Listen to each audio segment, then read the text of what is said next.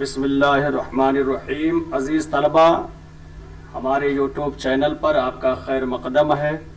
آج سے ہم اپنے یوٹیوب چینل پر منہاج العربیہ حصہ اول کے اسباق کا سلسلہ شروع کر رہے ہیں۔ امید ہے کہ ہمارا یہ سلسلہ آپ کو ضرور پسند آئے گا۔ یہ منہاج العربیہ حصہ اول کا پہلا سبق ہے اور اس میں دو طرح کی عبارتیں دکھائی دے رہی ہیں۔ پہلی عبارت ہے عربی اور دوسری عبارت ہے اردو۔ جو عبارت عربی میں ہے اس کا ترجمہ ہمیں اردو میں کرنا ہے اور جو اردو میں ہے ہمیں اس کی عربی بنانی ہے۔ سب سے پہلے ہم دیکھتے ہیں عربی عبارتوں کو۔ تو لکھا ہے ھذا کتاب۔ ھذا کا معنی ہے یہ، کتاب معنی کتاب ہے۔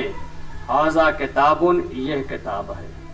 ذالکا فرسن، ذالکا وہ، فرسن گھوڑا ہے، ذالکا فرسن وہ گھوڑا ہے۔ ذالکا کلبن، ذالکا وہ، کلبن کتا، ذالکا کلبن وہ کتا ہے۔ ھذا جمل، ھذا یہ، جمل اونٹ ہے، ھذا جمل یہ اونٹ ہے۔ ھذا کتاب، یہ کتاب ہے۔ ذالکا عربی، وہ عربی ہے۔ ذالکا فرسن، وہ گھوڑا ہے۔ ھذا کلب، یہ کتا ہے۔ ھذا کلب، یہ کتا ہے۔ ذالکا جمل، وہ اونٹ ہے۔ ھذا جمل، یہ اونٹ ہے۔ ذالکا فرسن، وہ گھوڑا ہے۔ دوسری عبارت ہے اردو۔ اس میں بھی ترجمہ کا وہی طریقہ ہے کہ جو پہلے ہے اس کا ترجمہ پہلے کیا جائے گا، جو بعد میں ہے اس کا ترجمہ بعد میں کیا جائے گا۔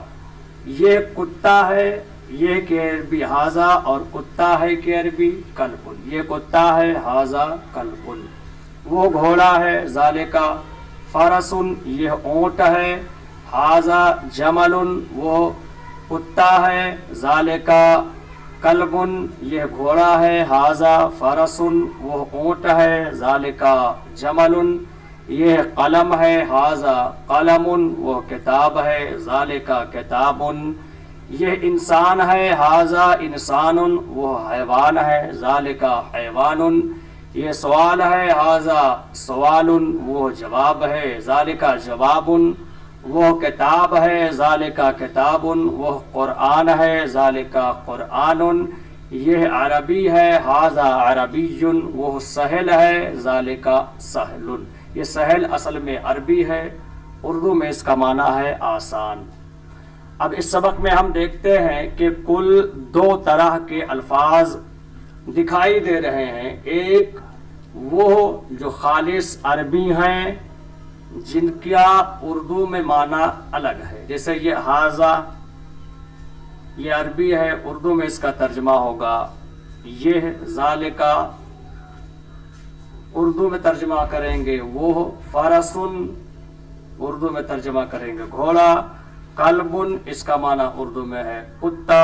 جمل، اس کا معنی اردو میں ہے اونٹ۔ یہ 5 الفاظ وہ ہیں جو خالص عربی ہیں، اور ان کے علاوہ 8 الفاظ اس سبق کے اندر اور بھی ہیں جو اردو اور عربی دونوں زبانوں میں ایک ہی طرح استعمال ہوتے ہیں۔ سب سے پہلا لفظ ہے کتاب، دوسرا لفظ ہے عربی، تیسرا لفظ ہے قلم، چوتھا انسان، پانچواں حیوان، چھٹا سوال اور ساتواں جواب، آٹھواں قرآن۔ یہ 8 الفاظ ایسے ہیں کہ عربی میں بھی اور اردو میں بھی دونوں زبانوں میں ایک ہی طرح سے استعمال ہیں۔